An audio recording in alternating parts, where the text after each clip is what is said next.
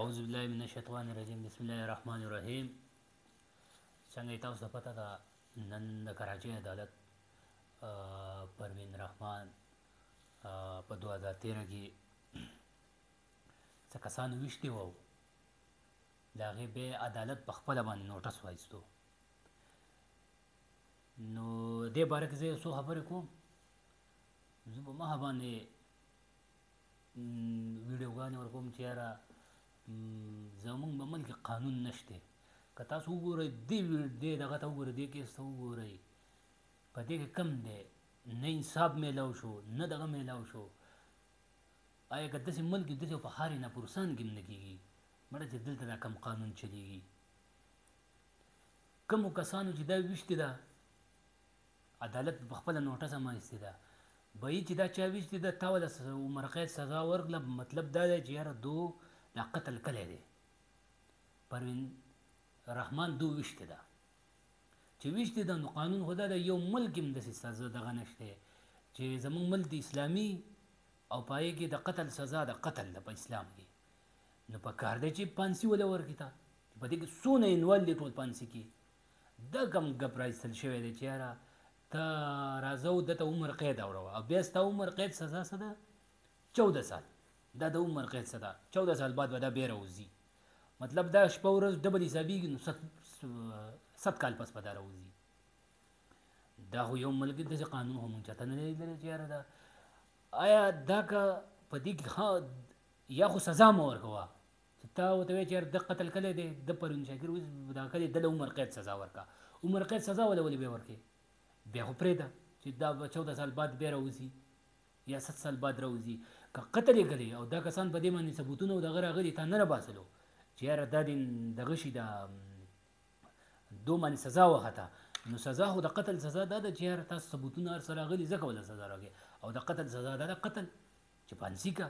نو ملک به لږ ټیک شي. نو که داسې حالات یو دغه دی هر یو اجرتي ته هر یو بدماش ته دا پته لګي چې مړه پاکستان په عدالتونو کې خاص انصاف نشته، راشه بس سړی دغه کوه سیټ ته کوه او وله او بس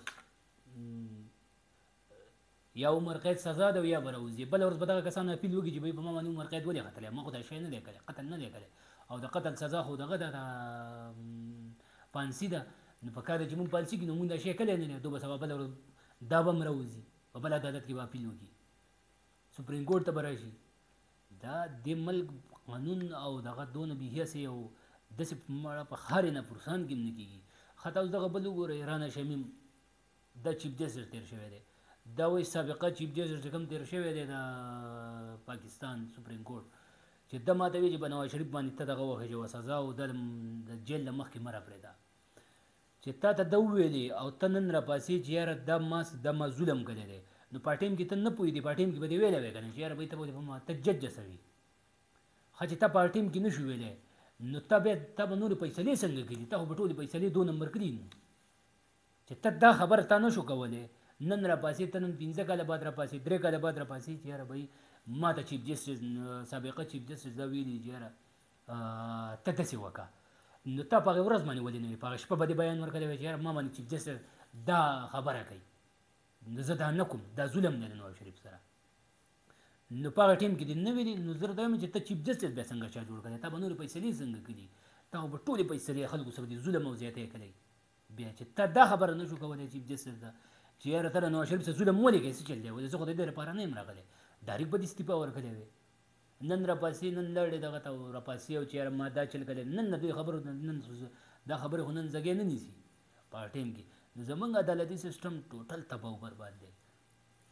ما مخکې هم دا خبره کړې وه چې په زمونږ د انصاف په دغه باندې مکمل علما چې علما به کښېني. نن دا چیف جسټس د سند عدالت فیصله واوروله، ته یو عالم ته زمونږ یو عالم ته دا فیصله واره که وسو چې د هغه ته د ثبوتونه او دا سره وایي ډایرکټ به ورته وایي چې پانسي کا.